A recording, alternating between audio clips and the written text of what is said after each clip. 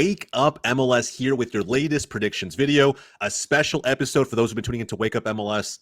You already know what I'm talking about. It is time. It is the end of June, monthly power rankings on Wake Up MLS today. I'm excited, joined by a great cast and crew as always. We got Hector from Insert Name FC. We got Riley from First Touch Media. We got Hitman Honda, and of course AJ from Atlanta United Fan TV here today to debate and rank every one of the 29 MLS franchises based on where they are today, where they sit right now in your minds in terms of a power rankings tier list. And for those who haven't tuned in to one of these episodes of Wake Up MLS, it is very, very straightforward. We have a tier list, 5 different tiers, going to rank every single one of these teams. I'll pull up the list, and we're going to go and get this thing cracking, man. So again, for you haven't been here before, very straightforward. From the bottom, just fast forward 2025, remontada potential for those who are weak in Spanish. That means comeback. Mid as fuck, on the right track, and then playoff worthy. Those teams that we are already seeing as those playoff contenders at this point of the season. All right, so let's get the ball rolling. I think the first one's going to be an absolute layup for us, even with the players they are missing due to international breaks, Copa America, suspensions, even injuries. Doesn't really matter. Inter Miami seems to keep it going. Lads, we're going to throw them all the way to the top, right? I mean, there's just nothing to say. Yeah, it's just it's Messi, it's Tata Martino, it's the machine. The machine. Messi right now, him and Argentina are not, they're playing against Chile tonight. Not scoring yet, not seeing the magic we've seen in MLS so far, but we'll find out, man. He looked pretty good against Canada. Granted, it is Canada. Now, moving on to New England Revolution. Can we still put them all the way down here at the bottom? I feel like Caleb Porter's slowly starting to win me back. How do you guys feel about the Revs? I mean, what's their recent? Their last 5? They have 4 wins. They have 4 wins in the last 5. They've kind of been cooking since you guys put them bottom of the barrel. I don't know, bro. I'm saying we might have given them the depending on how we see this summer transfer window go, there is some remontada potential with New England. But I would agree with that. I think it varies on how this summer, and I think we can say that for a lot of teams because we're on the cusp of that summer transfer window. So I mean, that's going to be the big discussion. We're hearing the rumors. We've already heard some signings are happening already here in MLS. But I think when New England add a few key pieces, apparently, Caleb Porter has talked enough shit, to get this team back on track. So, but that's the thing. I love still, interviews, man, 100%. Yeah, there's still not a ton of matches after the transfer window either, though. So, you still have to do some business in this little bit of time as well to make sure that you can get into that conversation. And so while MLS is really forgiving, I mean, I think, New England, they have the good coach to be able to at least get past this. Now, the other teams, I would say, don't have this type of potential. So, okay. So for them, though, specifically, we feel like they're even with the limited amount of games, there's still an opportunity for them to turn things around. I think so. Yeah. I think from the MLS teams, there's not enough damage as far as Copa America and Euros go for them. So I think that could benefit them, especially in this period as we have 2 competitions going on. Okay. But also, turn around this season. What does that exactly mean? Like, are they going to make the playoffs? Is that what the remontada? I'd say wild card. Yeah, like I would say that wild card even get in, just be in Wow. contention almost. I would say, Mm-hmm. like if they can, in those weeks leading up to playoffs, if they're still in the hunt, in the conversation, even if they don't make it, I would say that's a very positive U-turn from what we've seen so far. Yeah. Well, then, All right, cool. I'm down with that. Bottom of the barrel, Sporting Kansas City. They did just fire technical director. Still is not Peter Vermees. And I think as long as Vermees is there, I don't know if this team ever even makes it out of this tier. I'll be honest, lads. I have to agree with you. He's like Vermees can't get anything out of Polito right now, who's like their multi-million-dollar man, and until they get somebody in there who's going to be able to push him to be the player that we've seen from him in the past, what are they going to do? Yeah. I don't know. Kansas City at this point needs to clean house. They just got him, man. They need to freshen things up, man. I don't know. I would start with the manager. I really would, but he controls so much of that franchise. I don't know if even if you clean house, but you keep him around, like I don't know if that solves anything. You know what I mean? Like they still got Melia in goal, right? How do they still have him in goal? Like, hey, bro, Melia's a legend in his own right. St. Louis City fans remember, right? But I do remember that, man. Yeah. I mean, there's a lot. And keep in mind, I'm not saying that they need to completely. I agree with Hector. There should be an overhaul, but with the right philosophy and how you acquire your talent, right? Because you could still do it with some aging players. You could do it with a budget, some aging talent mixed in with some young, promising academy players. There's a formula there that other teams have been able to utilize over the seasons. But I feel like right now they just don't have a clue. They don't really know what to do. They just know that shit has hit the fan, and we need to act before our fan base turns on us. Hence the firing that we saw this past week. And I mean, honestly, I hate to give Sporting Kansas City any props of any kind, but I feel like they do still have pieces on this team that you could build around. I feel like Eric Tommy he's still a talented player in the MLS. Like Johnny Russell, obviously. Yeah. There just needs to be ignition for Sporting Kansas City, and Vermes. He's not getting it done.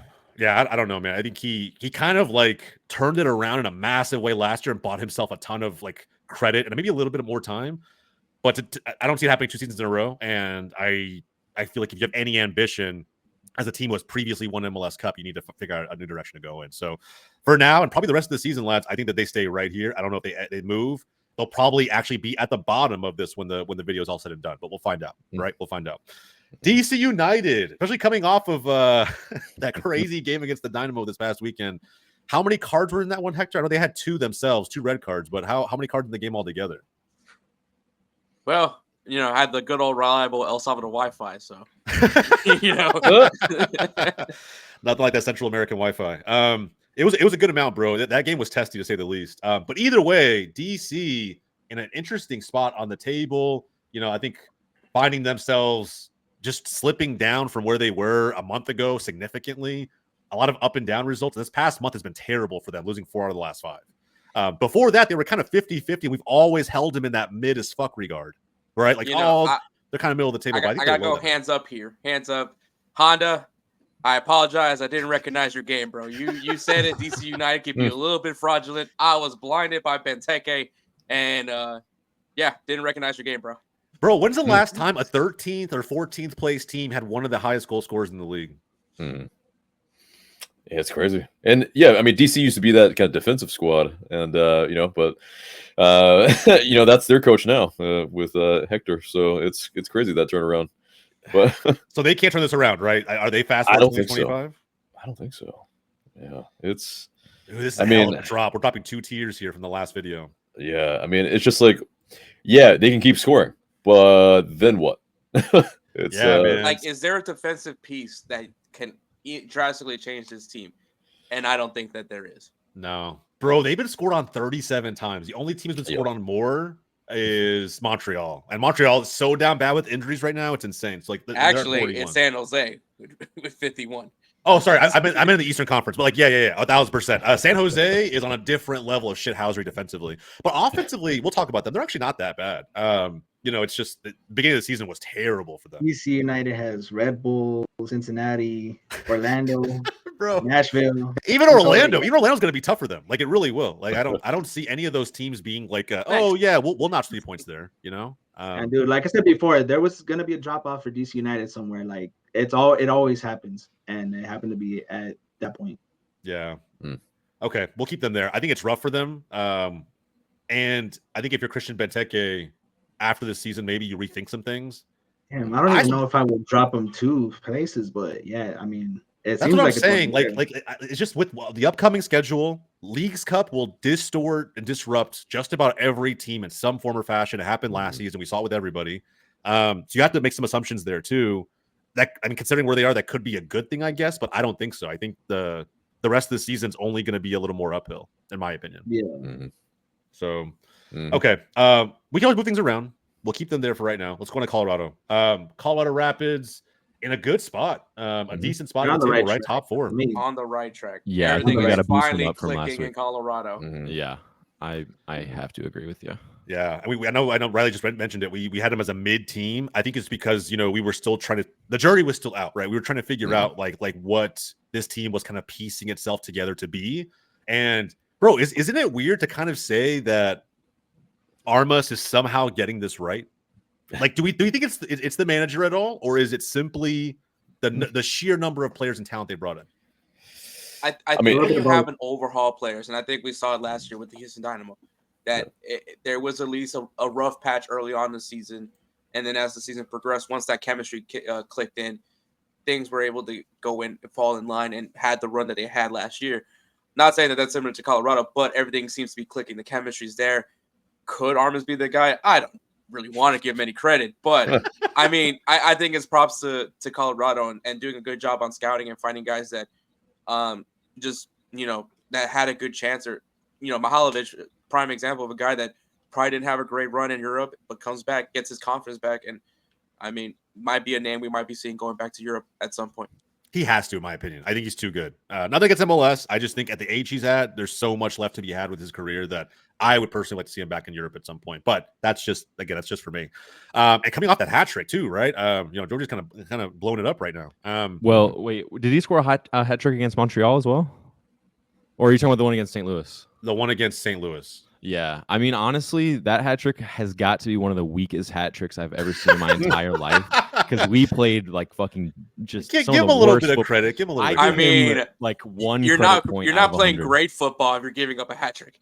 So, no, and it was ugly. It was not. Roman Berkey passed him the ball, but I will say about Colorado, like I feel like they need some more tests before I think that they're like truly like top tier playoff worthy. They play LAFC next week, and like while I think a lot of things are clicking, I'm looking at like their most recent form, and like 4-1 against Montreal I don't think is that impressive. I think 3-0 against St. Louis is really not that impressive considering how poorly we played, and I think they need to see a few more tests before we are ready to move them up anymore. You want to drop them to mid?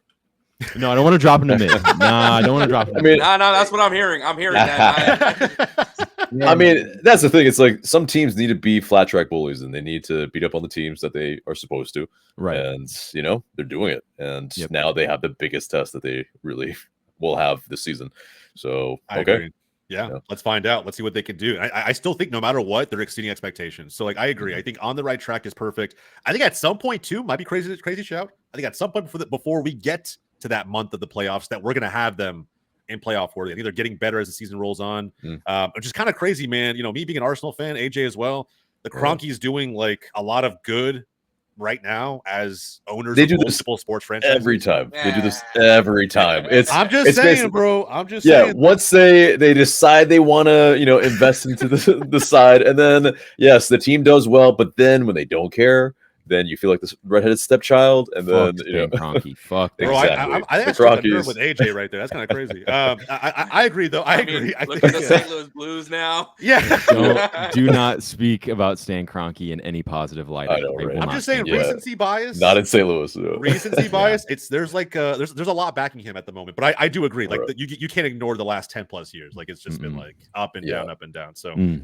but with that said, with this franchise specifically, not a lot of teams are able to get that many moves right. And I feel like it's working out for Colorado. Right. All right. One more thing though. One more thing on that though. Yeah. So like Chris Armas, I'm just gonna take a shot at him because basically it's just funny. Him, he knows how to shit the bed. So it's like, while they might kind of get to a certain level, they might win Supporter Shield with him at the helm as a New York Red Bulls head coach. It's still somehow he will find a way to, probably not park the bus in a playoff game and allow LA United to, just completely do what they should have done. So Chris Armas, I don't know if he is the type of guy that can get them over the top, but he's got the talent. So, he's going to do a little bit up until the point, I think. Yeah, right now he's putting asses in seats. I think that's probably all that matters from Colorado's perspective, just considering how down bad that fan base was over the last few years. And their storied franchise, right? They're once upon a time were one of the powerhouses in all of Major League Soccer. So, just seeing that, Armas, I think, had a very low bar to live up to, and he's exceeding that. But I do agree at some point, there's going to be this sense of reality that wafts over Colorado fans and over Armas specifically, and maybe then we'll see his true colors. But until then, we're going to have Colorado Rapids on the right track, man. On the right track. All right. Philadelphia Union, Jim Curtin. How are we feeling about this team? Are we thinking just fast forward 2025? Are they down that bad right now? No. Me personally, I would put them there, but realistically, Bro, they sit at a perfectly even goal differential of 0, 31-31. They're 4-8-7 on 20 points. I mean, they have fallen so short of the expectation. And I think there were some fans, many of us included on this show, who thought this could happen this season because they didn't reinforce with any meaningful pieces in the market, right? They kind of do what they always do and think it's going to work. It hasn't. Kai Wagner was very outspoken about that last week. Curtin had to kind of go out there and not really defend him, kind of just say like, hey, he should have kept that shit behind closed doors. It is what it is, but how long before the locker room starts to kind of turn on, maybe not on Curtin specifically, but maybe on the front office, and we're forced to put this team all the way at the bottom? I mean, I don't know if they're going to down tool that bad, but there's still some pride. There's still some competitiveness, I think, in this squad. But it's weird to kind of put them in remontada potential when, I mean, what are they? Yeah, what are they going to remontada? Suarez list against Philadelphia, right? Inter Miami went in their house and they. That's crazy. Yeah, a toothless Miami, bro, missing 9 players, Messi included. That didn't even fucking matter. Just didn't even matter. And they were down to how many men? What was it, Honda? 9 men at the end. Oh my! They scored on them on the end as well too. 2-1. Yeah, it's rough. It's insane because you're talking about a team that definitely has a lot of players that are going to Europe now, especially young players, and it doesn't seem like they have at least taken advantage of those, those transfers that they've gotten. Obviously Brendan Aronson is the name that everyone thinks of, and as well as his little brother Paxton Aronson as well. Yep. And nothing has really come from it. And I think any sporting league knows if you don't get better in the offseason, you're going to get worse. Yep. And I feel like Philadelphia just got comfortable with what their ways were and haven't done anything to necessarily improve that team. Because let's be honest, I haven't heard of an academy player besides Kevin Sullivan. And that kid's not even playing with Philadelphia. He's playing with Philadelphia Union 2. Yeah. So when are we going to see another academy product? We haven't seen one in a while from Philadelphia. They can get away with not adding players if they have an academy product coming out, and they haven't had one in a while. So yeah, Philadelphia. I think the last one might have been Jack McGlynn. Yeah. That's crazy because Jack McGlynn's now been in the league for a few years. So it's like, they really haven't promoted anybody who's been noteworthy since then. Which is like, what the hell is the front office doing then? Like, what are they sitting on? Are they just convinced that, you know what, this is the start of a rebuilding period? We don't need to reinvest just yet. Let's see what we have in the offseason. And then we'll think about it. We'll reinforce the academy. Like, what do you do? I don't know, man. It's weird. You're on a short leash. You have Kevin Sullivan until he's 18 before he goes to Man City. True. In that, you should be trying to load up for next year. Maybe they are going to 2025 because when are we going to see this Kevin Sullivan kid play? Yeah. Because it's about loading up this team around the kid that's supposed to be the second coming when it comes to U.S. soccer. And so, but what is Philadelphia Union doing? And there's nothing that tells me that they're preparing accordingly from anything I've seen so far in Philadelphia. I agree. In the league, my ass, bro. They're worse than anything in the league. Granted, it was pretty heavy-handed when Curtin said that. Like, it is what it is. I totally agree with you guys. It's just that, it was so unfortunate on the timing front, right? Like, I think he did. I think he was also talking holistically what they've achieved maybe over the last few seasons and how some teams haven't even sniffed playoffs, right? We just talked about Colorado and how they've exceeded expectations. Curtin and his men have kind of gone in the opposite direction of that. But there's a lot of success, at least within the regular season, that they've seen over the last few seasons. But it doesn't make up for the fact that they haven't reinforced whatsoever and retooled it. They've sniffed the MLS Cup once, and they fucking choked that too. Yeah. So, I mean, to be fair, they were within reaching distance of that cup. It's just Gareth Bale. To quote Brad Pitt in Moneyball, if you don't win the final game, no one gives a shit. Facts. You're not wrong. You're not wrong. I'm not gonna stick up for Curtin a bunch, right? I'm very critical of him on this show. I'm just saying that context is important. But with that said, I think the shot of them turning this around this season is minimal in my opinion. I think they'll hover right around this spot. Maybe flirt with the playoff line a little bit, but ultimately maybe just not get there because of the fact that they won't retool in the summer at all. They won't add any pieces. So I don't know, man. Part of me is really inclined. If we brought DC down, we could bring Philadelphia down too. Why not? That's what I'm saying. Like for me, it's I think we treat them the same way. I think we have to, at least for right now at this very moment. Yeah, the top of the just fast forward. Yeah, I agree. Which I think most fans in Philly probably wouldn't even disagree with us. I think they're like, you know what? Get me the fuck out of this season. Take me to next year. I just can't deal with this anymore. I don't know, man. Some of them were pretty mad about me calling them in when they were allegedly undefeated. Yeah, I know. We had a whole comments argument about it. It was great. So with that said, lads, again, anybody in the audience, let us know how you feel about this in the comments down below. I got a feeling some things have changed in 2 months' time. All right, let's move on to the Quakes. San Jose somewhat turning it around, but still in the process getting shit on at the same time. It's kind of weird. They're in a weird spot. Still at the very bottom. This last month was the exact opposite of how the previous month went for them. I think we just put it here and move on. I mean, Do you have them? I above? honestly would say they're worse than Kansas City. Yeah, I probably have to Yeah. agree. They have a Yeah. goal differential of -22. But a lot of that was from the very early part of the season. I think if you look at like the last couple of months, I would say Sporting Kansas City has been down bad. Like I feel like they are the worst in my opinion. Like They're they both on the had, same level. yeah, maybe I'm splitting Hey, hairs. I don't really know. 6-2 against LAFC last week. So I mean, that's crazy for me.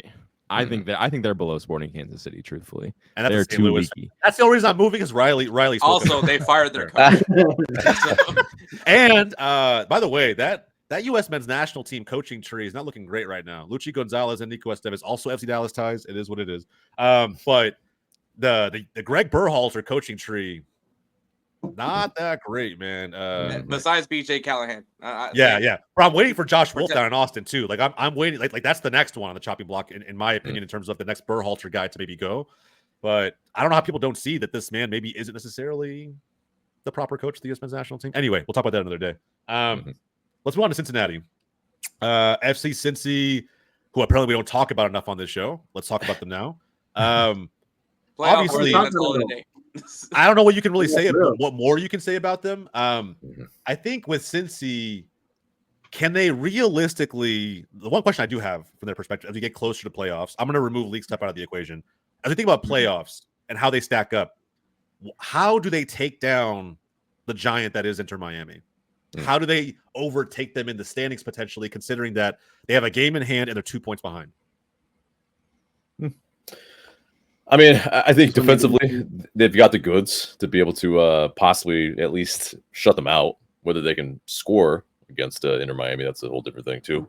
Yeah. But it's I think as a team that can most likely probably it's FC Cincy, and then if they can pull off that Weston McKennie move that is rumored, that does make their midfield a lot better, which is already pretty strong. But I think they need attackers. They need, Weston McKennie can be kind of the piece from midfield, but I think they need some wingers. I think they need, a better striker probably.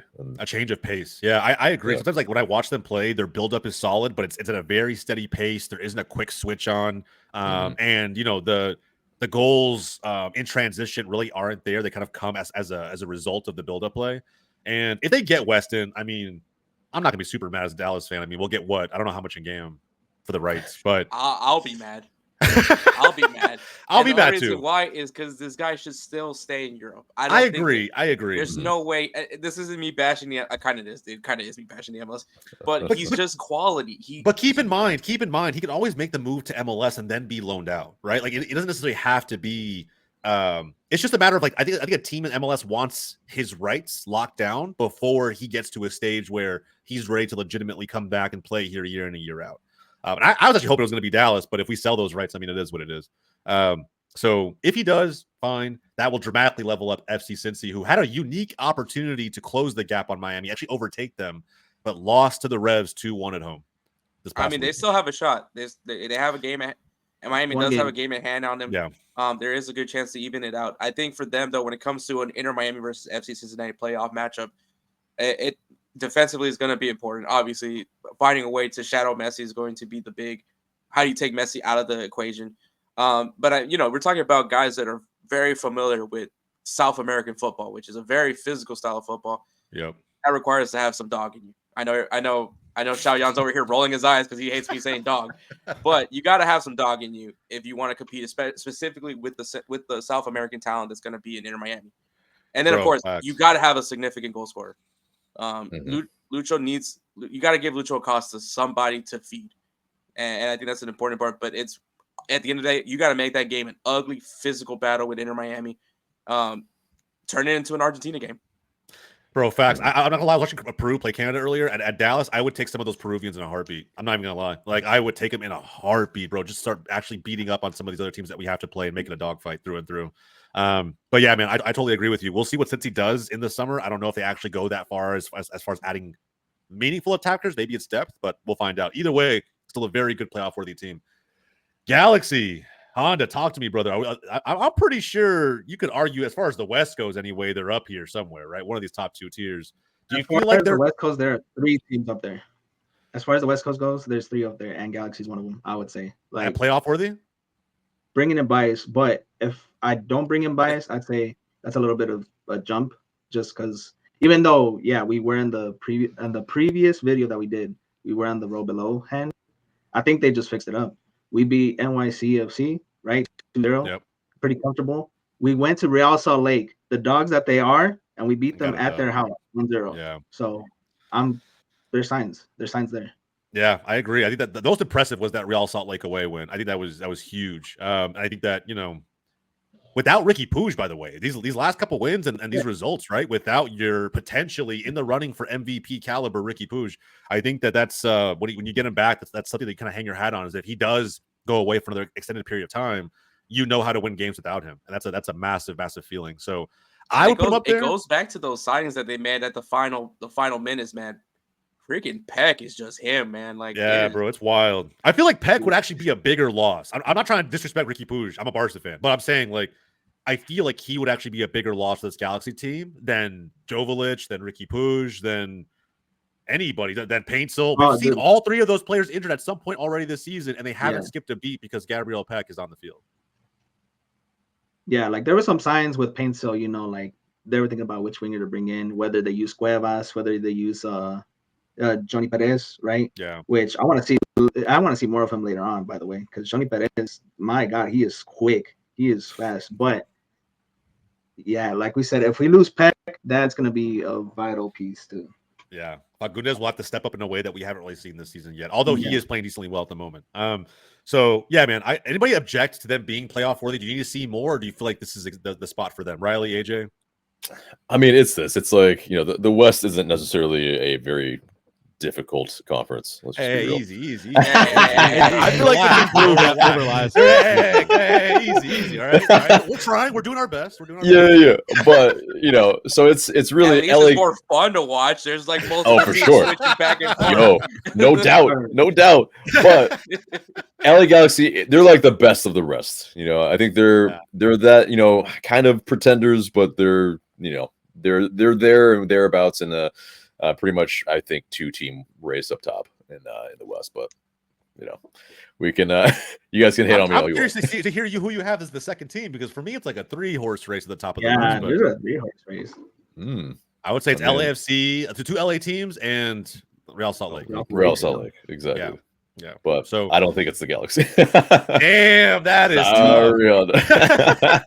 Sheesh. I mean, it's just crazy to think, right? We're talking about a team from last year where they finished to. Yeah.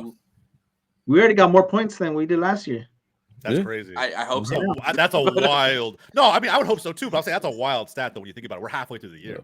It's like I don't know. I think it's really interesting. Riley, you good with LA Galaxy? Yeah, I'm good with it. I love how this squad is built, and they're gonna make the playoffs, and they're gonna make it fun. So all right, let's go on to Atlanta United next. Let's do it. Yo, yeah, you and me both, man.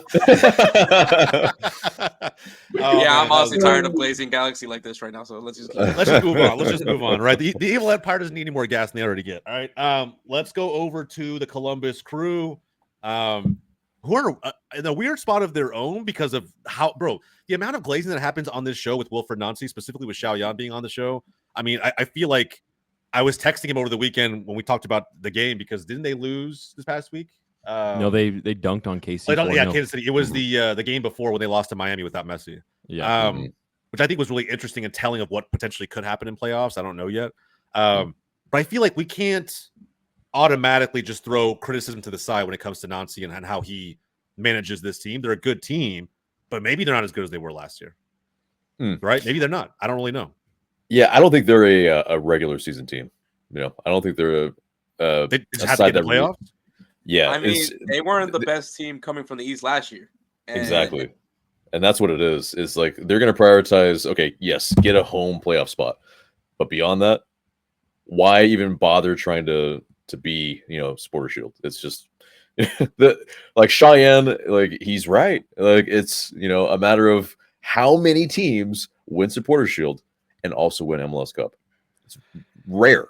So That's why this whole format's fucked, in my opinion. But like, I don't know. Oh, absolutely. I think every game should matter. I think that Nancy, if he wants to prove his chops at the European level, which we all feel like he's going to get a call up to at some point, right? I think embracing that now and winning every game imaginable is how you do that.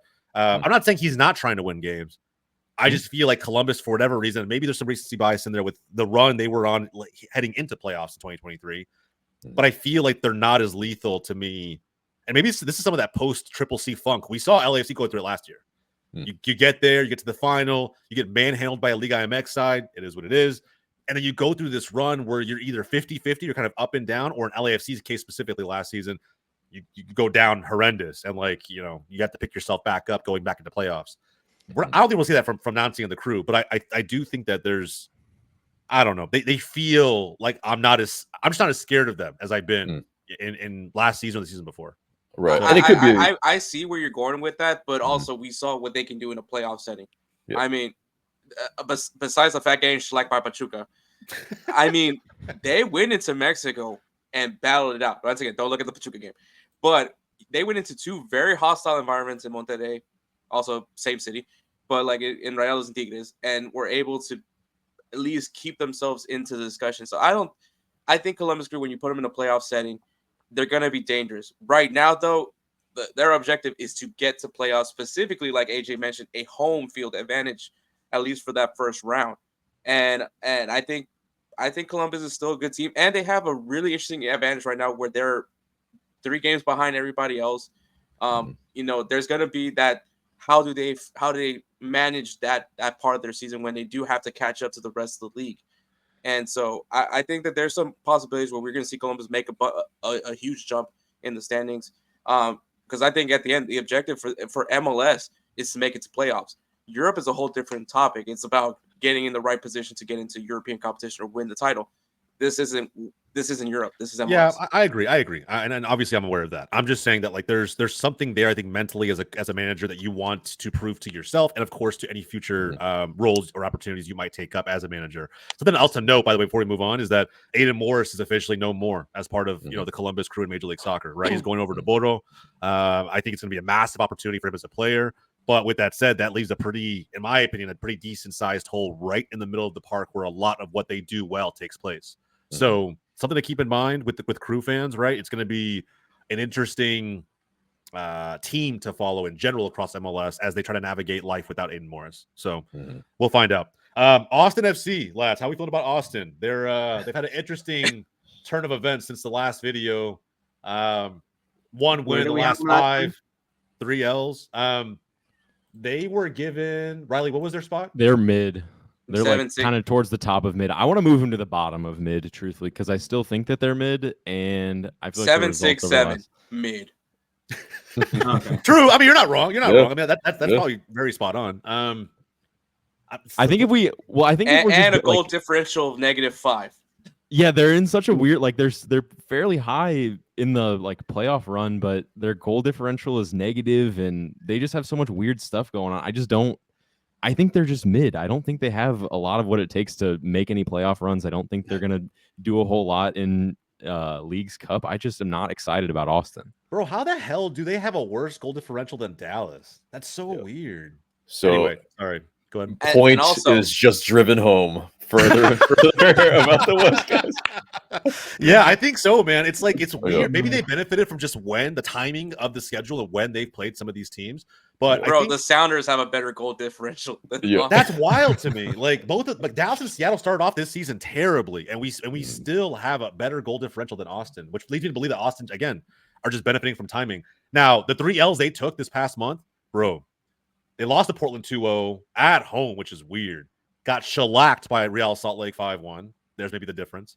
And lost on the road to Colorado 2-0. The only team they beat is a Minnesota United team that frankly has been missing players due to international competitions. And so, yeah, man, I think Austin probably at the bottom of mid. I agree with Riley. I think that when we start moving teams in here, we may have to just keep them here unless anybody objects. No, I agree. And I think this summer is going to be a little rough for them because I believe they do have a few players that are competing in Copa America as well. And I think they're about to sign a Ukrainian center back. So they just got him, actually, I think. They confirmed it. I will say, though, Austin has been very active in the transfer window. So I'll give him credit for that. But Hernan kept saying, wait till the transfer window, right? And so I'm going to wait. But right now, I see them as a very mid team right now. Even the wins that they've had haven't really been that impressive. Yeah. Once again, I'm sure Hernan's taking as many notes as he can humanly possible because he doesn't want to hear this. But tough love from the Houston Dynamo fan. But the reality is just that your most convincing win was the LA Galaxy win, and aside from that, the rest of the wins have been. You can probably make a valid argument as to why it wasn't that great. Yeah, I agree. I think it's difficult, man. And same thing can be said, I think, for the next team in Vancouver. I think they're right about the same spot, in my opinion, a mid team. For some reason, maybe it's the goal differential. I don't really know because they are ahead of them also. I think if I had to do a 2-leg tie between Austin and Vancouver, 1 game in Canada, 1 game in Austin, I don't know why I feel like Vancouver would win it. But I think it's because maybe for whatever reason, even though the Q2 is it's a force in its own right, I feel like playing in Vancouver is just a different beast. But I don't know. Right now, I just feel like Sartini's men have shown me more than what Josh Wolf's men have shown me. Does anybody disagree with that? Like putting them above Austin right here? I don't know. I mean, and it's also Josh Wolf. It's like trusting Josh Wolf in a playoff series. Yeah. I mean, I don't want to talk too much on it because they did beat Dallas in the only playoff series that team's ever won. But I put that rivalry aside, probably because it was a rivalry. Outside of that, right, we haven't seen them do much in that setting. So I think for now, and there's not a lot more that we can see on Vancouver. They've been up, they've been down. Ryan Gauld is the standout for them. They're very pragmatic. They know how to do what they do. But 2 games in hand, 2 points behind only. They could legitimately pass them in the standings coming up this weekend, depending on how things go. So yeah, I think for right now, we'll keep Whitecaps there. We'll move on to Red Bulls. Who are missing a couple different players, but nothing crazy. But the Red Bulls have this top 3 position probably on lock for a little bit, and they're still doing what they've been doing in MLS since the season started. So on the right track, I would say. I mean, unless anybody disagrees. Yeah, I think teetering on the playoff worthy possibly, but to trust them in a playoff. Yeah, I think that's the kicker is trusting them in a playoff series, probably not. How much of this past month for the Red Bulls is kind of a deceiving? And what I mean by that is the last 5 matches, right? They beat Toronto 3-0. They tied Montreal, and that was away. It is what it is, 2-2. They tied Nashville 0-0 at home. They lost to the Revs on the road, and they barely beat Orlando City 1-0 at home. So majority of those teams being where they are in the table. Yeah, it's not a particularly a very I guess a run of results that lets you trust them, but it's something that every team goes through in this league, but except if I guess you're Inter Miami. But it's I think it's this. It's ultimately they're on that little kind of are they playoff worthy? They're on the right track. That's for sure. That's for damn sure. Because as opposed to last season, this is miles better than what they were dealing with. Yeah, I agree. Now, all of this will fall flat on its face if they do what they always do when they go to playoffs and they get there, shit the bed, maybe win the first game or first series, whatever it may be, and then fall flat on their face. It won't really matter. But for now, for the time being, 100% on the right track. All right, Hector, Houston, bro, talk to me. Sebas hat trick, playoff worthy automatically? No, but it's amazing what happens when you have a 9. True. You're not wrong. And just by off of that one game, Sebastian Ferreira has now tied with Ibrahim Alayu. So let that sink in. The Alayu slander is crazy. It's warranted. I feel KFC diet is the way to go. Foxtrot, you're doing your best. I know you're trying to lift up Ibrahim. The country of Nigeria. I love you. I grew up in Southwest Houston, Texas. There's a bunch of Nigerians that live in this area. I love them to death. They're great people. But Alayu is he's just so raw. And I mean, he's still missing some things. And I think there's potential for him. He's, obviously there's a lot, but he's just not the 9 that fits what the Dynamo are looking for. Sebastian Ferreira, I've been waiting to see what he could do. Give him his opportunity. He's given his opportunity finally, and he got a hat trick. I mean, mind you, it's also a DC United team that was down to 2 people, lost 2 people. So I mean, I'll take that with a grain of salt. But still, he came up big, and I would honestly tell you, if it was LAU, he probably would have missed him. So I think there's a lot of potential there. Obviously, Dynamo just signed Ponce. There's a lot of excitement when his name gets peered, which I figure will probably be before Leagues Cup. The Dynamo finally have a number 10 for the first time in a long time. And so, even though he's a forward, but there's excitement now, at least specifically in the 9 spot. And apparently the Dynamo aren't done. I think right now, mid as fuck is probably the right place for them, because the question is still, can Sebastian Ferreira follow that up on the next match? So, yeah. And just recency bias in general, right? Like, they didn't lose a game in the last 5 games, but 3 2-2 draws is kind of wild. What I think summarizes mid through and through. And then, getting a dub when you're supposed to get them against a 9-man DC, against Rapids, who were struggling away at Houston. It kind of makes sense. So for me, a lot of potential for Houston to move up. And we all saw what they did, what they're capable of last season, especially with a goal scorer who's in form. So I think this is probably a safe pick. I don't think anybody would be mad at this, for sure. Just get the players on a KFC diet, and that's it. You see, hat tricks. Hey, bro, as a Dallas fan, I'm down for that. Houston, local KFC, bro, hit it up. If not, Popeyes, I heard, is a good backup. Get that Mexican KFC, man. Mexican KFC specifically. It sounds pretty good, actually. I'm not gonna lie, I'm kind of hungry. All right, Minnesota United, bro. Without some of their international players, that might have been all. I'm not saying all she wrote, but they have fallen. They were like at second in the span of a month. They're on 3 straight L's at the moment without these players. Like, how much longer can they survive without some of their international talent? Mainly their strikers, to be honest with you. Yeah, bro. Mainly the strikers. The Canadian one, I can't pronounce his name. I don't want to try to. Although, yes, something like that. Yeah. I think this is kind of the part where MLS does need to start rethinking how they do their scheduling.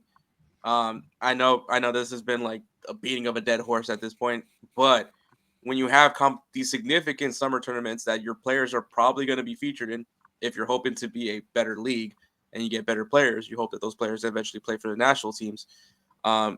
It's going to harm some of these MLS teams. Honestly, by the end of these tournaments, these standings could change drastically. And it's just because significant players are out there representing the countries and not playing for their clubs. And I think that this is what kind of hurts Minnesota. I think that they are still a very good team, but it's clear when you lose and I think that's in any sport. You lose your best players, you're not going to necessarily compete as well as you would hope to be. So I don't think that this is necessarily like a sign like, oh my God, that's like saying, oh no, our all-star quarterback, now we suck. Like, this is, everybody has gone through. If your best players leave, more than likely you're going to not look the same on the field. I lost to Seattle. I lost to Dallas. I lost to Austin. Like, these are teams that Minnesota on paper would relatively beat, but since they don't got the players that they had, like, bro, they got shellacked by Dallas. I was at that game. I couldn't even believe we put 5 past them. Like, it was crazy. And they had, in their own right, they had some good players out there, but it's like you could tell they were just missing the pieces that typically make this team click. And I don't know, man. I think if they play better teams that are higher up the table, like, I don't know, man. I'm not saying they're going to get embarrassed in some of these games, but it could very well happen. And how much further are they going to slip down the table? They've gone from 2nd or 3rd to 5th. By the time mid-July gets here, late July gets here, Leagues Cup, right? I mean, July 7th, July 13th, literally back-to-back Galaxy and Houston Dynamo, and Houston Dynamo seems like they're on the way up. So yeah, also because we only have Coca Carrasquilla playing right now in Copa America. Yeah, and it's crazy that same thing for Dallas, but they could have had Musa, I guess, playing with Croatia, but like outside of that, like we're not going to lose any players to this, and that's how some of these teams are going to be in MLS. They're not going to give up any sort of strengths to their team for some of these international tournaments, so they'll be operating at full strength. And I don't know how Minnesota's going to do, man. An inexperienced team with an inexperienced manager. Again, Ramsey coming from overseas. I think it's his first senior manager position. So I don't know, league man. That he's probably not very familiar with. Exactly. So, and Leagues Cup will throw things off. So we'll find out how Minnesota United does. Maybe that'll be a chance for them to recoup if they exit early. But we'll see how it all pans out. Right now, I think top of mid is fair. They're 5th. They're on a downward trajectory. I'm not going to throw them all the way down anywhere below that or even at the bottom of mid. But I think for top of mid for me is fair. You guys agree? Yeah, that's fair. Yeah, I think it's a bit harsh, but it is probably fair for the moment. I mean, to call them on the right track would be strange, but yeah. Yeah, because they're definitely not. They're definitely on the wrong track, right. At least recently. But yeah, being here is not a bad place to be, right? You're still probably buying for that, a good playoff spot, maybe not even a wild card. Just with how good some of these teams are, though, it's difficult to move them up. Centimeters away from. Yeah, I think we're splitting hairs a little bit. I just feel like mid AF is just like there's something almost derogatory about hearing mid AF. That like even though it's in the middle, it's like there's something weird about hearing it. Yeah, it is what it is, man. You sound like John who wanted to say Remontada potential was better than mid. Oh, I know. We had that whole debate on this show. We're not going to go back and do it all over again. Mid is definitely better than saying you're a team who can come back. I will die on that hill. All right, LAFC. We talked about it a little bit earlier. Mm-hmm. Yeah, But who they're getting a 2-tier jump, honestly. Yeah, right there. Yeah. Now I heard what Riley said. They're going to 2-tier jump. The only reason this is a 2-tier jump, and I disagree with it in the last video, was that I didn't think they were mid. I think that you could have said they were on the right track. There were some weird results in there, but I feel like every team has those in MLS. Like you have those weird 2 to 3 run stretch of games where like maybe you have a hiccup, maybe you're a little complacent, or they threw a midweek match in there and you just weren't. I don't know. The team wasn't ready for it for whatever reason. I think he was saying something along those lines, but Xiaoyan and the crew were like, so. I actually agreed with you. I said just behind Galaxy at that moment. Now I feel like they're ahead. I mean, and like looking at what they're doing right now without the imminent Olivier Giroud coming in the summer, I just think like LA are going to be a different beast when he shows up. I'm fearful for this LA I feel like squad. the two LAs are interchangeable depending on like how the results go. Like, yeah, man, it's insane. You lose your club legend in Carlos Vela. And stop. We're not doing that. We're not doing that. We're not having that argument again. I will say this though. If we get an El Tráfico in playoffs, God, that's gonna be a lot of fun. Yeah. I foam at the mouth. Late in the playoffs. Let's hope late in the playoffs. Yes, bro. If we get El Tráfico for like literally like the Western Conference Final or something, bro, I will be in dreamland. I think that would be amazing to see how it'll be a perfect advertisement for MLS. In all honesty, would they do it at the Rose Bowl? Do you think if they had that? I think they have to. Yeah, they would absolutely have to. Ticket sales would be insane. Yeah. We would be getting just to go to the game. Yeah, the final. Who sold the car? No, play it in Dodger Stadium for all I care. Yeah, seriously, bro. I don't really care. I think wherever they have it, somewhere iconic in LA or Southern Cal, and like let this be a massive advertisement for what MLS is capable of. Yep. I think that's how you do it. So we'll find out, man. But I think both teams being good at the same time is what this league is needed. We'll find out. LAFC Coastal ahead of LA elitists. Sorry, my bad. No, you're good. You're good. Ahead of the Galaxy. Yeah, it's unbelievable, honestly. Ahead of Cincy. I don't know. So yeah, because is the thing. Yeah, exactly. Is FC Cincinnati more bulletproof than LAFC? And that answer is yes. Yeah, absolutely. They've been doing it all season versus LAFC. If risen. Turning it on like crazy recently. If Galaxy doesn't touch Cincy, LAFC doesn't either. Like, it's real. I mean, I don't know, man. LAFC in the last, they're undefeated in the last, like, what is it, 5 or 6? But, like, on top of that, they're just, I feel like they always do this. Ernan's talked about it on the show before, too. They always do this. Maybe they start a little bit slow because superstar mentality, and then they find a way to just keep picking it up as the season goes along.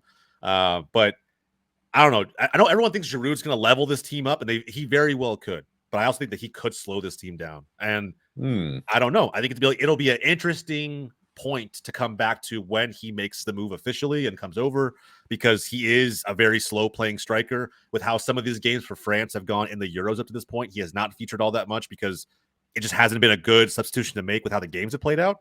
I know in MLS completely different. It's not the European Championships. I understand that, but I don't know. I think LAFC is a pretty fast team offensively. You just mentioned MLS, and if there's one thing MLS is really good at, is set pieces, and we're talking about a set piece threat. Yeah, fair.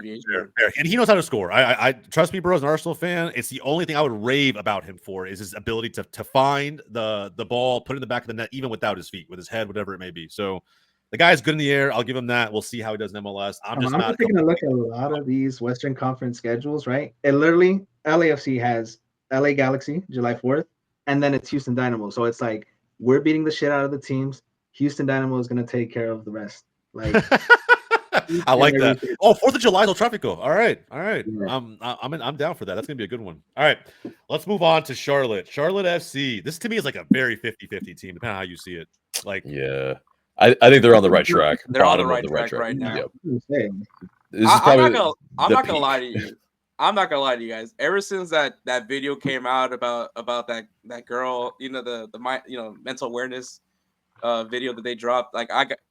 Oh no! I know what you're talking about. Sorry, go ahead. Which one? I cried. Just by the way. But ever since I saw that video and they've been playing for that girl, it's hard not to root for Charlotte now, bro. Just like plus Dean Smith, bro. Dean Exactly. Smith has Yeah. been, I think, revolutionary in my opinion. You add a Yeah. Marco Rose into Hey, bro, if he was able to attract Marco Royce to Charlotte, I think that Yeah. would be insane. I'll be honest, I don't see it happening. But if it No. does happen and he goes to the Queen City, I think that would level up their offensive abilities moving forward to a point where I'm not going to go as far as saying playoff worthy automatically, but they would be like top of on the right track for me. Like they legitimately would be there with one very big offensive piece. But with that said, their Dark ability horse. to keep clean sheets, holy shit. Like, No. I don't know. Maybe it's the bank. I don't really know. It's happening outside of their home stadium too. So I don't know. All I know is there was a lot of slander on Dean Smith to kick this season off. I think me But and Adrian not might have been the only ones from backing this him. guy. Exactly. That's And right. that's right. That's the annoying bit is that yeah, it is Charlotte that is doing this for me anyway. But yeah, you know, so yes, the good vibes are there from you know, an optic standpoint. But it's also, yeah, if Marco Royce does come in, well, can he stay healthy? I mean, it's still a very physical league here. And you know, like can he stay healthy enough to bring them over the top? You know, that's a greater question. And that would be a great transfer window though for them. That would be a But- huge W. Huge Yeah. W. But by any means, this is like probably the peak of Charlotte FC, just any sort of point in their history, I would say. So, you know, they're on the right track, and it pains me. Yeah. Yeah. Spending a lot of money on a good manager turns Yep. out can be a very good investment. It can The be a very good 20%. Yep, 100%. All right, moving on to AJ. Talk to me, bro. Atlanta. Remontada Ooh. potential without Giacomakis, maybe? And now Almada rumors moving on to Botafogo. So I'll speak about them, and then we'll put them in a you know, whichever tier we want. But basically, it's this. I mean, yes, there has been a little bit of a manager bump or new head coach bump with Rob Valentino. You know, two results on the road, and you know, taking care a little bit of you know, at least the the badness that was happening behind the scenes a little bit probably, but at least stopping the skid at home. 5 losses in a row. I mean, yeah, anything was better than that. But the problem is now we've sold Giacomakis. Almada is very much on his way out, and you know, it's just a matter of when now. Can we bring in the pieces to make the impact? Well, we have to wait until July to actually get those pieces in, probably. And yeah, there's still a lot of games in between then. So yeah, and as far as Leagues Cup as well, I mean, I think we're punting a lot of games. So the difficulty is still going to belie on completely Valentino to get the good vibes continuing. And you know, remontada potential, I don't see it. We're just, you know, But what about looking forward to moving on? I mean, 2025. these new Yeah. funds that you guys are going to have, right? Like you wouldn't invest those immediately, or you'd wait till the offseason, you think? Well, we are, but it's just like, how many games are there really to, you know, turn it around? You're in a wild card spot I- as of today. I think Yes, what we AJ is are. saying though, at this point, the damage is done. See, Exactly. I don't think so. I think that like if I think there's a path to using maybe, yes, there's not that many games after Leagues Cup, but using Leagues Cup as a springboard to test some new talent to replace the talent that you lost. And you don't have to reinvest all the funds, right? Don't go make 2 giant signings, but 2 solid pieces that can give you some attacking threat from the forward position, some creative ability from the 10 position, even if they're depth players, and sure up maybe some things in the back. And I feel like at that point, right, you like you said, you stop the bleeding at home. Maybe you notch a couple results on the road that you wouldn't have been able to before.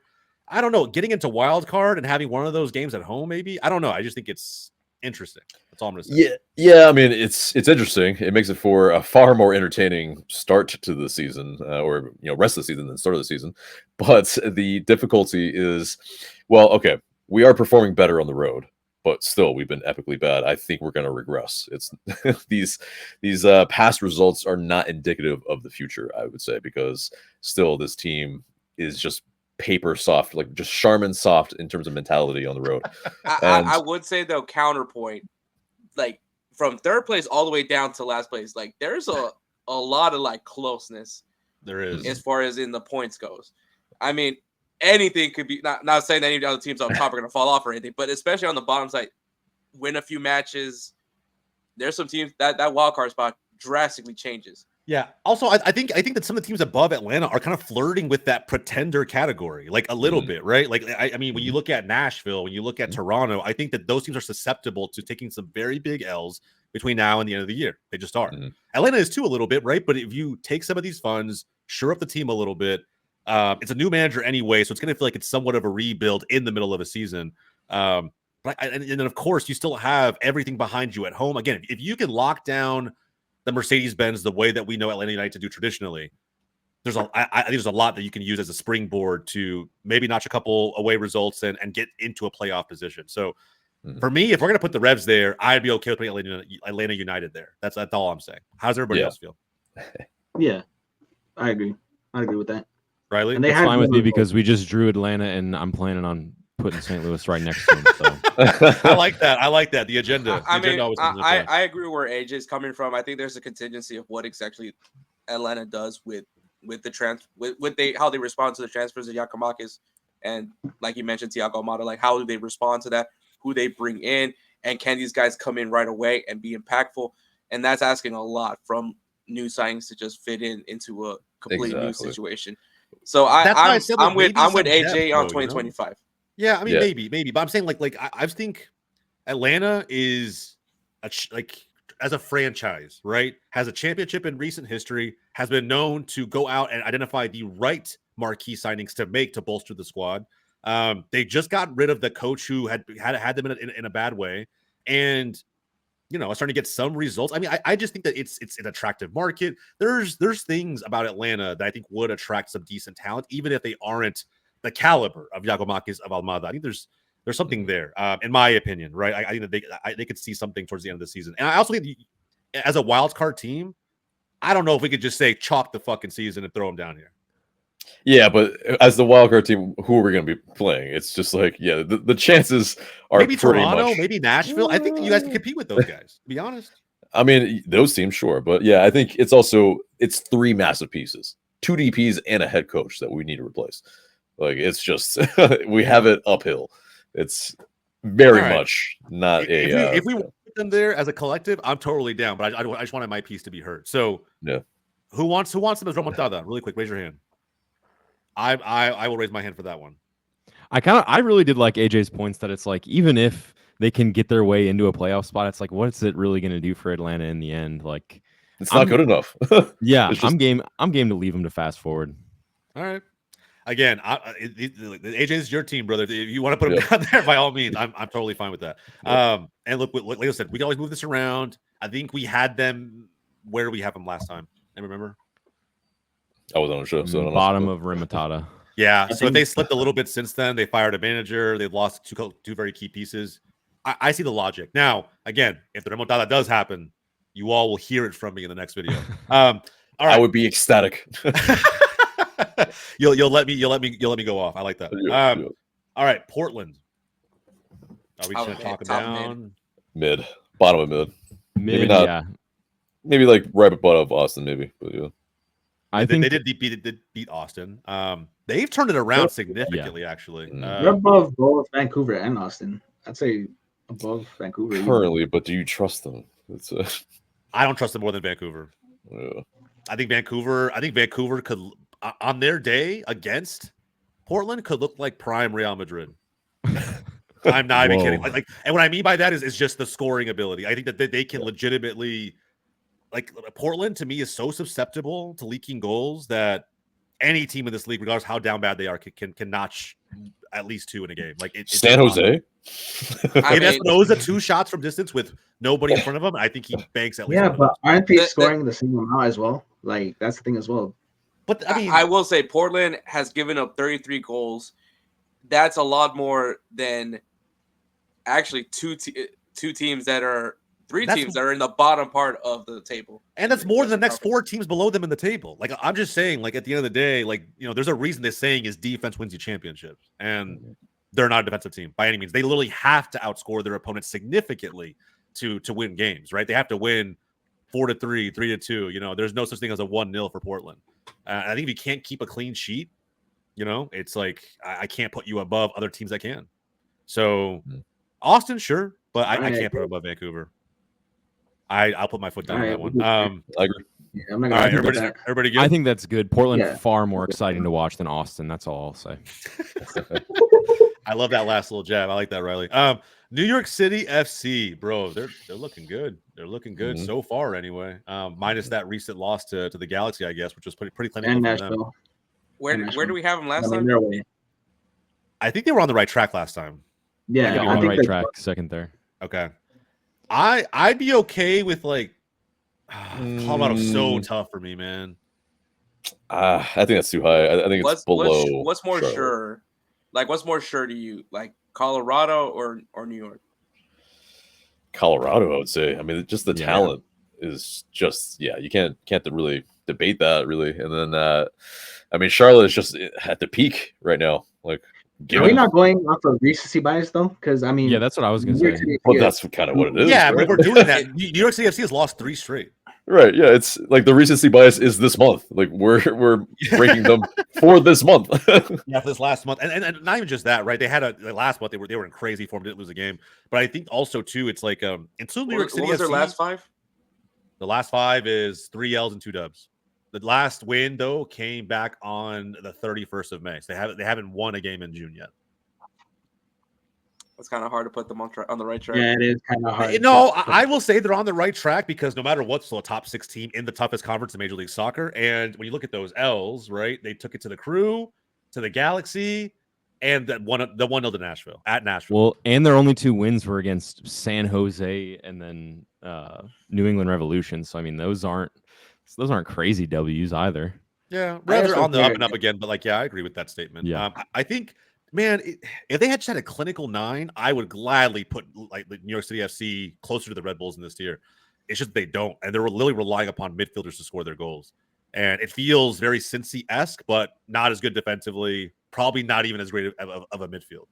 So I'm not gonna lie, man. I'm prepared to put them on top of mid. we can. I mean, I'm just saying, there's still a pretty damn good team, and right now the gap between New York City FC and Minnesota for me is decent. It's not a small gap. Yeah. So that's the caveat, I guess. But we can put them here. If no, I mean, I'm not going to fight for New York City FC. No. If Davi was here, who was the first NYC fan that we had, Navi would argue, but he would argue. I'm sure he probably had him, fucking up there with Miami. But at the end of the day, I think I'm just teetering here. Yeah. that's either that. It's Are they that much worse than Charlotte? Are they that much worse? no. And that's the thing. I think they end up higher at the end of the season probably, but Well, judging them off of June. it's judging them off of June, they would be mid. mhm. All right, NYCFC fans, I'm sorry I tried to stick up for you. It is what it is. Majority rules on the show, so we'll see how it goes. But they look odd down there. They look odd to me. It does, but for recent form, you gotta think of it as well. Recent form against where they are in the whole season, right? That there is that context for the purposes of this show. But yes, I agree. I think recent form is pretty bad for NYCFC. All right, moving on to Real Salt Lake. Above or below the Galaxy? Probably All in three of between. those are interchangeable.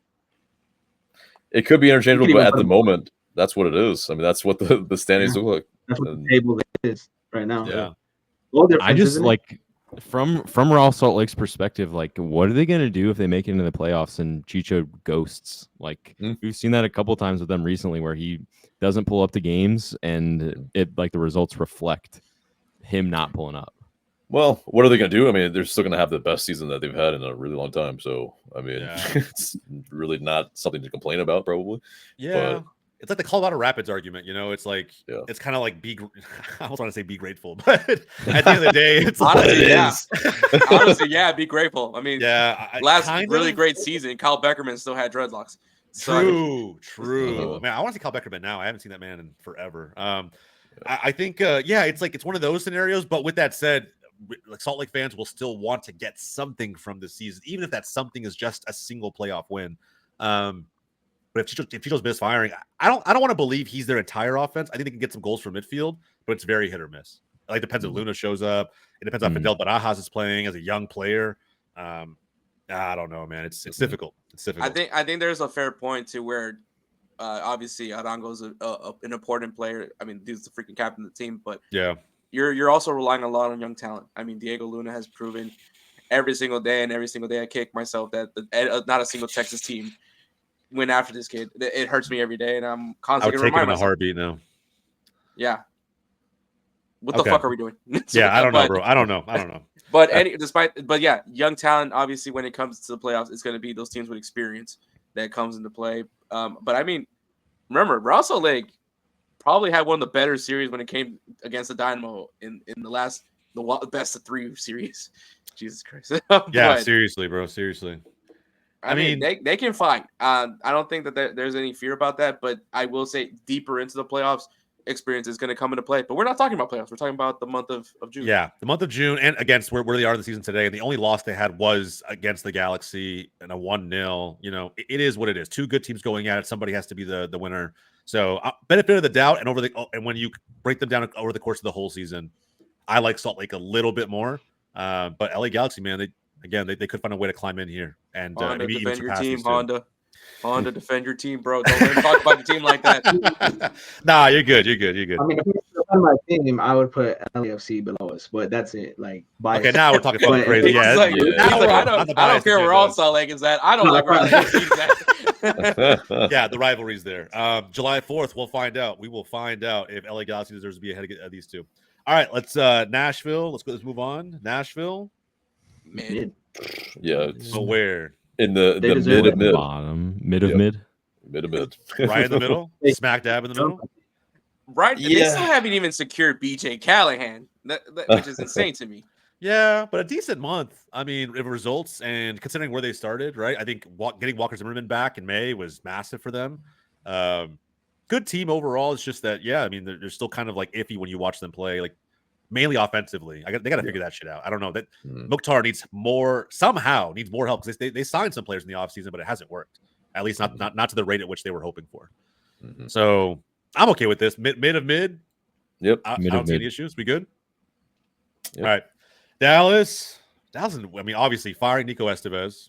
Since then, new manager bounce has taken over, I would say up until like the 70th minute in the Seattle Sounders game, where I swear to God, Dallas we just can't go to Seattle and get a result. It's never going to happen. I don't know why, bro. Like, we just can't. Like, playoffs last year, playoffs in so many years before last season, it doesn't even matter. Like, we always split. They come to Dallas, they can't win. We go to Seattle, we can't win. But outside of that, putting 5 past Minnesota, that has to be new manager bounce, right? Like, that shit's it was so unprecedented. I can't remember the last time we scored 5 goals in a game. Anyway, I'm thinking they're still like here because to me the jury's out. They could be a mid team, but I still think we need more results to take place. But Musa, man, he's started to really kind of pump the goals in. I think Dallas getting that result over St. Louis was very big. That was probably the start of the remontada from my perspective. And I think that we need to maybe see a couple more in July before we firmly put them up in that tier of being a mid team that probably has some strong playoff potential. But I think they're on that remontada track. How do you guys feel? Yeah, I mean, it's definitely it's easier in the West to do this than for the Revolution to do it. That's for damn sure. Fair. And so I think, I mean, you got what you were wanting, your wishes, and hopefully it's something upward, which it looks like it has a trajectory to be able to do that. And I mean, yeah. So I mean, FC Dallas, like, would you trust them if they got into the playoffs though? No, and when I say no, I mean we'll probably do what we always do. Like every year we get to the playoffs. I don't want to go as far as saying we're the Red Bulls of playoffs because we've been to MLS Cup, but it's just like the last 5+ years, get to playoffs, win a series, get to the next round against a very formidable opponent, and closely bow out. That's pretty much the trajectory you can expect year in and year out. I think the team isn't. Unless we make some serious defensive moves in the summer, I don't see a path for Dallas to exceed what we did in 2023, which was, again, similar thing. Got to that round against Seattle. They beat us in 3. It is what it is. Again, we won our home game. They won their 2 home games. They moved on.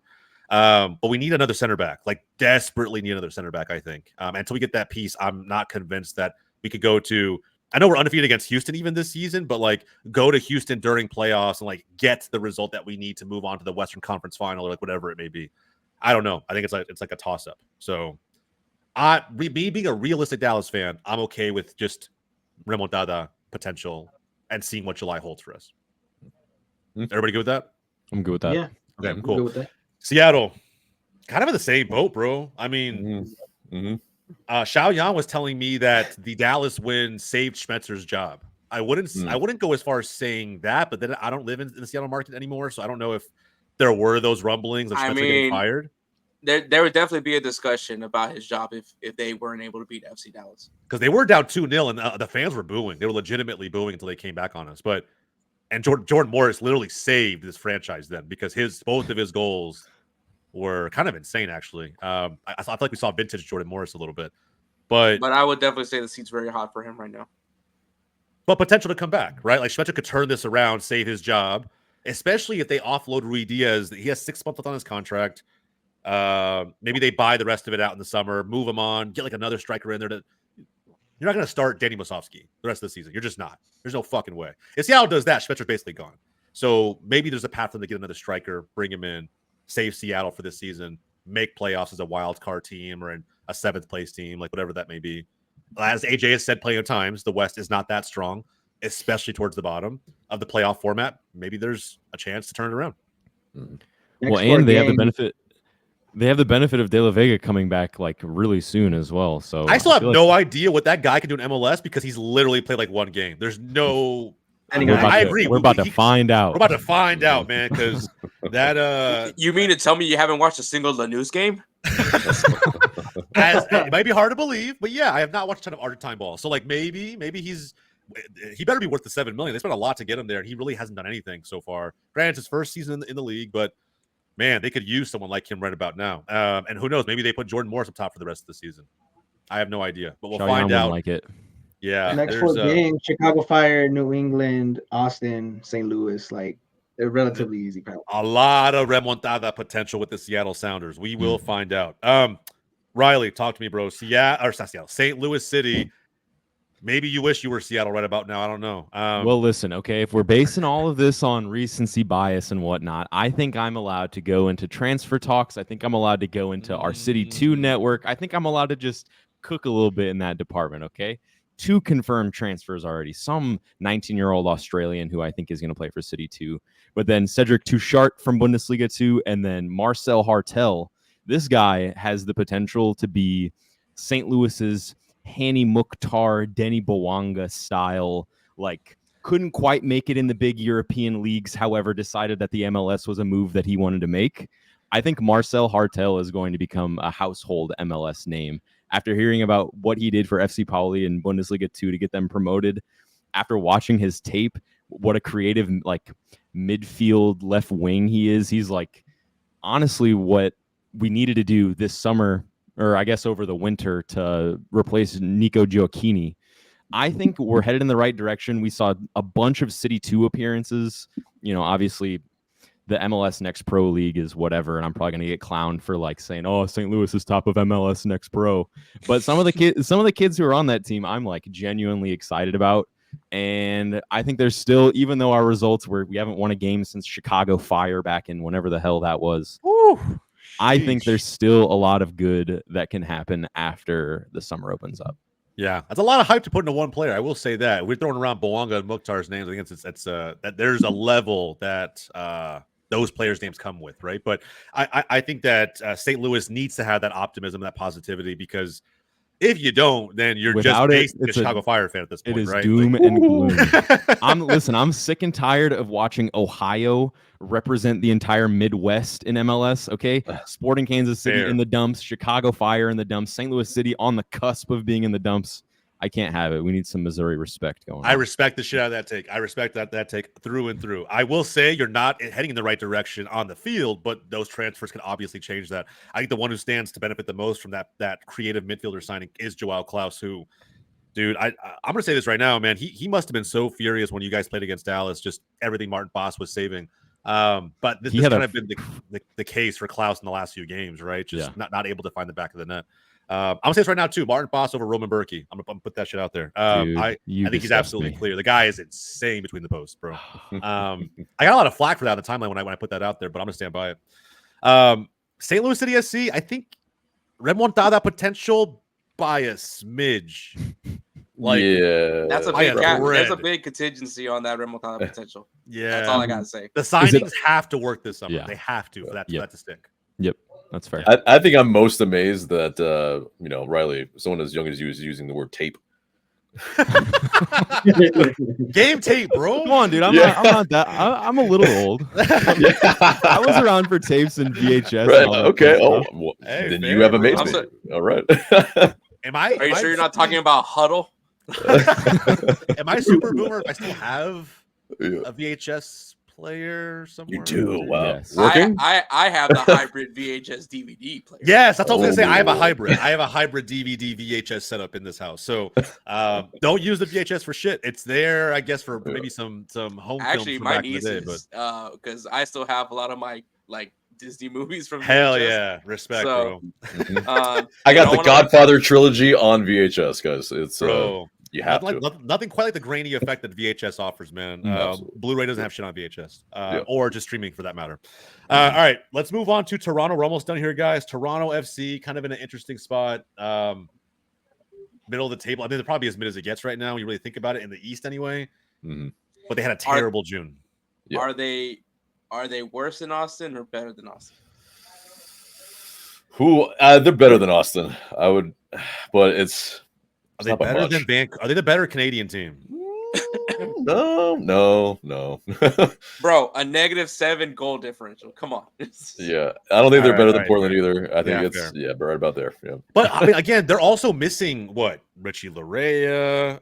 They're missing. I'm not Osorio. They're missing like Canadian players due to the Copa America run that they're on, right? So some of that, those guys will come back. They'll be a better team for Leagues Cup and beyond. But I guess we're assuming the season might not be salvageable so much by that point.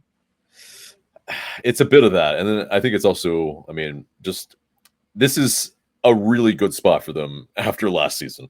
That's So, fair. That's true. Context is important. I'll take Right. that. I'll take that. Yeah, Also, I think they're lucky enough that there's a lot of teams that are probably in that same situation as them, where it's maybe a fair even ground.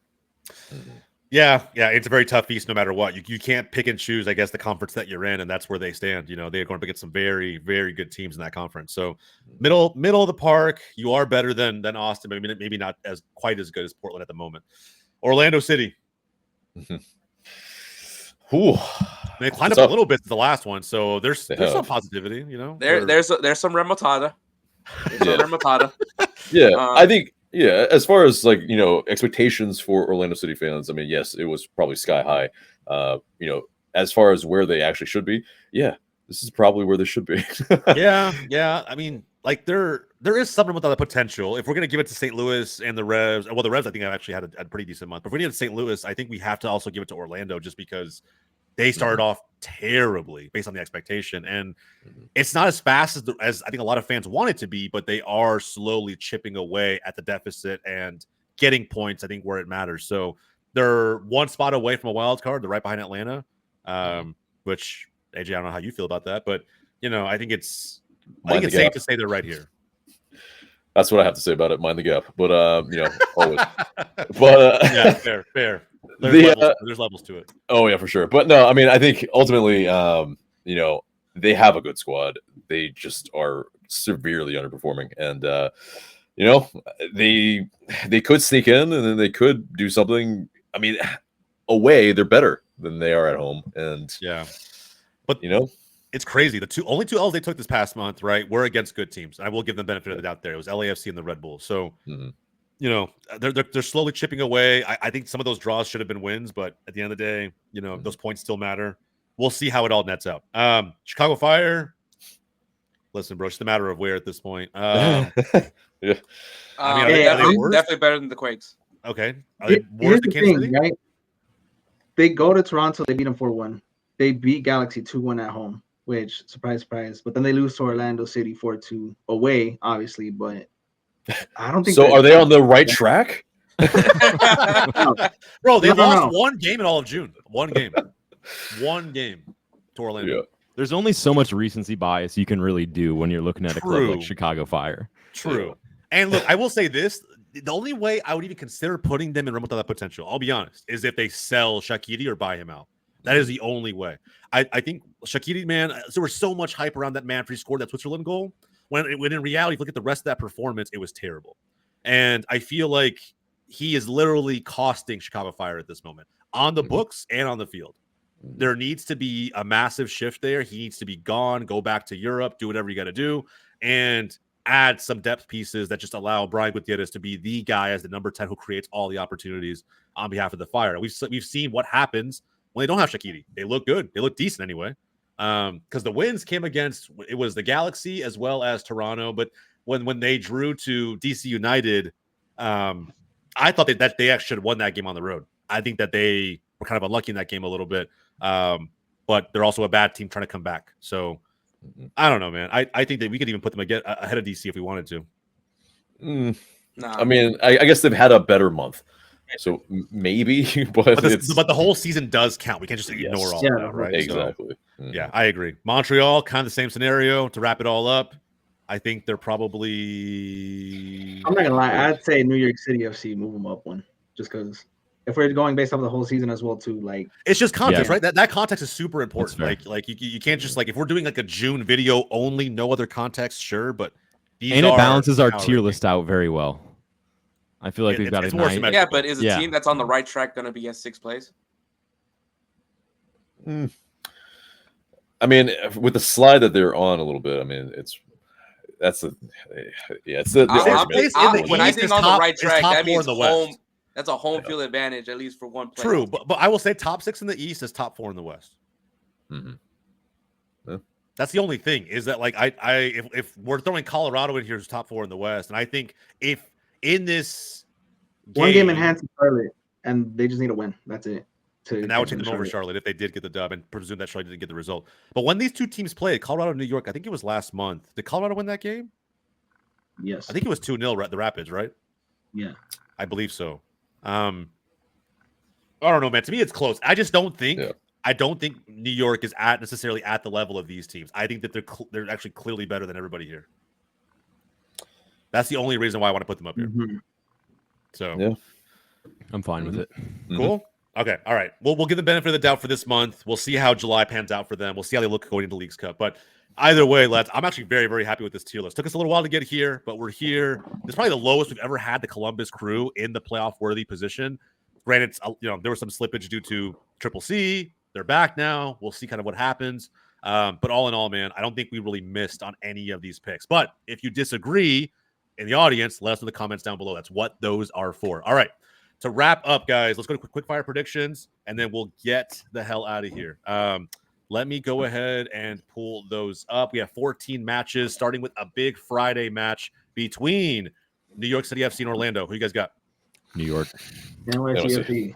Yeah, that home field advantage, too, is just steps too much to get over. NYCFC for me as well. Atlanta hosting Toronto. We're going to go with Hotlanta again? Hotlanta for the dub. Give it to me. No one says Hotlanta, but yeah, but there's a streak with it. Hotlanta. There is a streak with it. There's a streak with it on this show. I'm going to back then we'll take it all the way through. We'll take it. Riley? Yep, Atlanta. Yep. Let's do it, baby. Atlanta all the way around. Montreal hosting Philly. This is very interesting. Up in Canada. Ooh, man. Smells like a draw. I think so too. Actually, I thought it like a draw, but I have massive loser leaves town vibes. Yeah, I'm not gonna lie, bro. I'm gonna go on a limb here. I'm gonna go the hot take path. I actually think Montreal. This would be a crazy dub. I'm gonna give them the dub. Whoa! I think it's gonna be like a 2-1, and the winning goal for Montreal is a shithousery goal. You know what? You're defeating my bias, so yeah. You know what? Montreal as well, bro. Give me that. I'm gonna go with Philly. I am vibing some shenanigans is gonna happen in this game, and give it to Montreal. Back it. Put it on the agenda. Riley? I had a draw. I'm thinking a draw. Draw, and AJ has the visiting team winning. All right, Curtin, there's somebody out there backing you, man. Go for it. New England Revs hosting the Columbus Crew. Ooh. This is actually a pretty decent matchup, in my opinion. Just the Revs are at home. If it was in Columbus, it'd be a different story. Right. I'm taking Columbus. I feel like it's not close. Draw. I think it's close. I think it's a 3-3 draw. I think the New England form crumbles and Columbus just wow. I don't know, man. Wilfred Knox is gonna see that crate. Shut He's like, up, "Oh, shit." bro! Stop. I'm gonna say a draw too. Actually, I think a cheeky draw here, like a 1-1-2-2, something like that. We'll find out. RB Red Bulls hosting DC United. Red Bulls. Red Bull. Red Bulls. Yeah, Red Bulls all the way around. Sorry, DC. I bet Techie can't save you in this one. No. FC Dallas hosting Cincinnati. Woo. Here's the conundrum with me. Like normally, I would say normally I would back Cincy. Actually, I was telling somebody else earlier today, like, man, there's a real chance Lucho might just come in here and shellac us. I don't really know, but losing at home to the Revs stuck out to me, and like I don't know if that's the Revs being good or Cincy bottling one. I don't know. I really don't know. I don't know how to take that. And then of course the new manager bounce. Dallas is now scoring goals with Lucene at the helm. I don't know, man. Bias masterclass. I'm gonna back my team because it's my team, but you guys don't have to. I'm gonna. I'm not. I'll ask you this, Jose. Yeah. With Cincinnati's attack, do you think your goalkeeper can keep him quiet? Boss is the real deal, bro. I'll be honest. I'm so convinced he is the only all-star worthy man on our team, besides maybe Musa. I'm gonna say 2-1 Dallas. Yeah, 2-1. 2-1 FC Cincy though. Okay, fair enough. I'm gonna go with the draw on this one. I see a draw. I'll probably take Cincinnati too, truthfully. Man, for someone who doesn't want to see that Ohio dominance anymore, it's a hell of a I thing. know but it's so hard not to, man. Look where we just put him on the tier list. I don't know what to do. Yeah, that's fair. Wait, we're talking about in Texas, right? In Texas. Texas. Give it FC Dallas, bro. FC Dallas. Yes, sir. I like that. 1-0. I like that take. 1-0. 1-0. I would take a 1-0 all day. In that Texas heat, bro. Come on. Yeah, this smells like Texas bias. I will say at 10:30 at night, it is bro. still I 85 hate degrees, almost 90 even degrees hype outside. in Dallas. Okay, so and it's not even in Dallas. It's in fucking Frisco. So. True. Very true. All right. Houston versus Charlotte.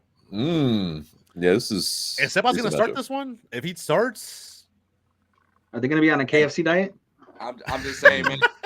Here in Houston, we have a very special day here on June 27, which is, of course, the day of the iconic mixtape that DJ Screw dropped. R.I.P.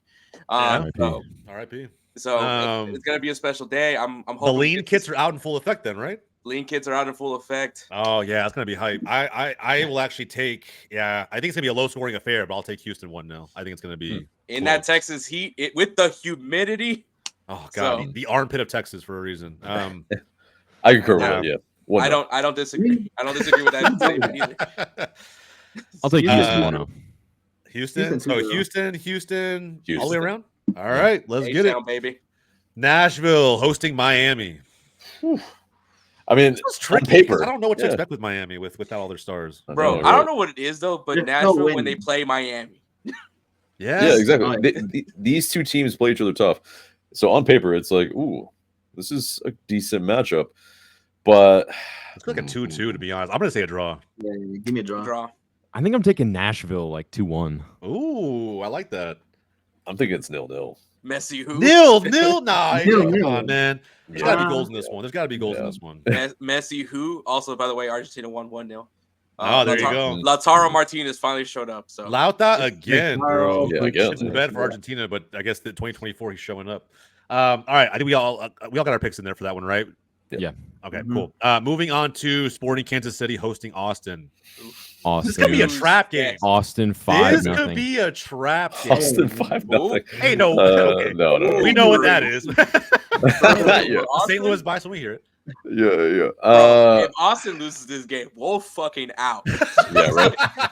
Yeah, probably. Yeah, probably. 1-0 Austin. Yeah. I'm gonna say 2-1 Kansas City. Oh. I'm not backing like Peter Vermees or through it. And this is not even like Austin hate. I think this is a trap game. I think without Denny Pereira controlling the middle of the park for Austin, it's going to be just counter after counter from Kansas City. You lose some really important pieces because of Copa America. Yeah. Pulido won't have Cascante to guard him. I don't know, man. Yeah, man. And it's a trap game.